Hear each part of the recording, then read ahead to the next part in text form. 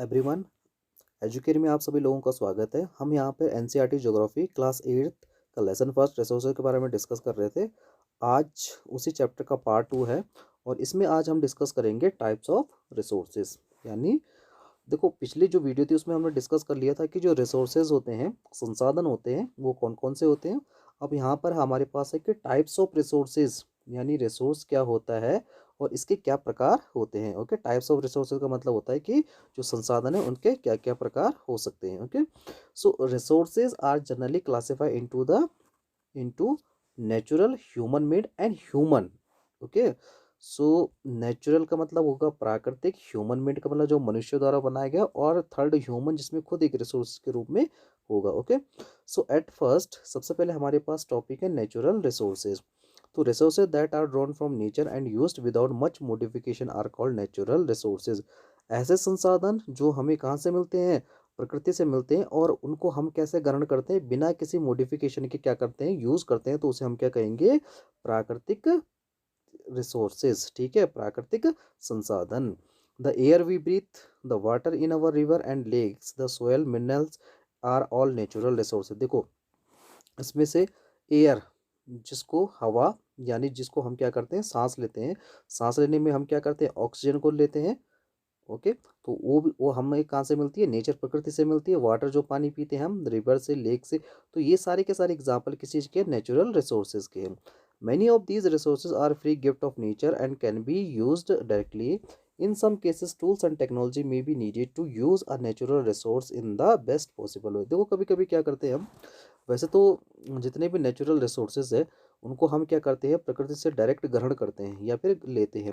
लेकिन कभी कभी क्या होता है, इसमें कुछ टूल्स है, कुछ टेक्नोलॉजी के माध्यम से भी हम क्या करते हैं, इनको ले लेते हैं। Okay, so natural resources can be broadly categorize into the renewable and non renewable resources. देखो, रिन्यूएबल, रिन्यू जो क्या करते हैं, जिसको फिर से क्या हो जाए, रिसाइकिल हो जाता है।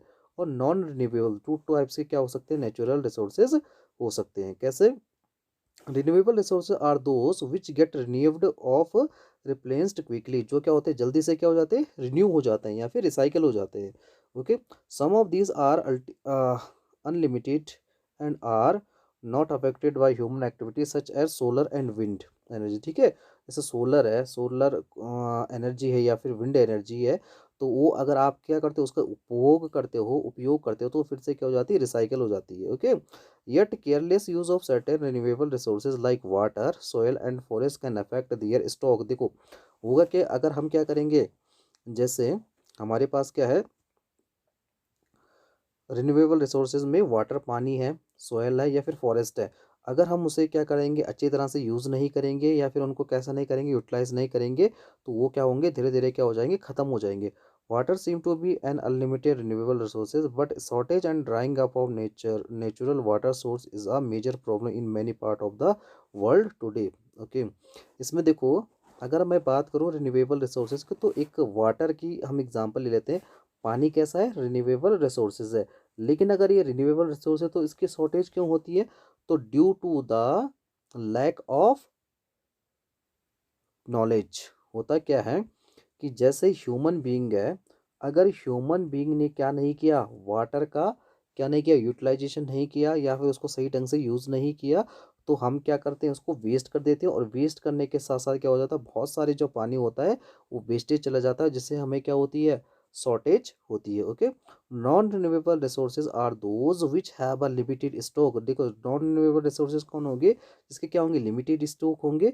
और once the stock has exhausted, एक बार हमने क्या कर लिया, उसका उपभोग कर लिया, तो ये क्या करता है, फिर से रिसोर्सेज बनने में क्या लग जाते हैं, कई साल लग जाते हैं। कैसे, since the period is much then more life spans. देखो, मतलब क्या होता है कि इन जो नॉन रिन्यूएबल रिसोर्सेज होते हैं, so such resources are consider non renewable. Coal, petroleum and natural gas are some example. देखो, मैंने आपको पहले ही बताया था कि ये जो क्या होते हैं, रिसोर्सेज होते हैं, उनको क्या होता है, रिसाइकल होने में, फिर से बनने में क्या होता है, कई सौ साल लग सकते हैं। जैसे कोयले की बात करें, पेट्रोलियम की बात करें, नेचुरल गैस की बात करें। Okay, the distribution of natural resources depend upon number of physical factor like terrain, climate and altitude.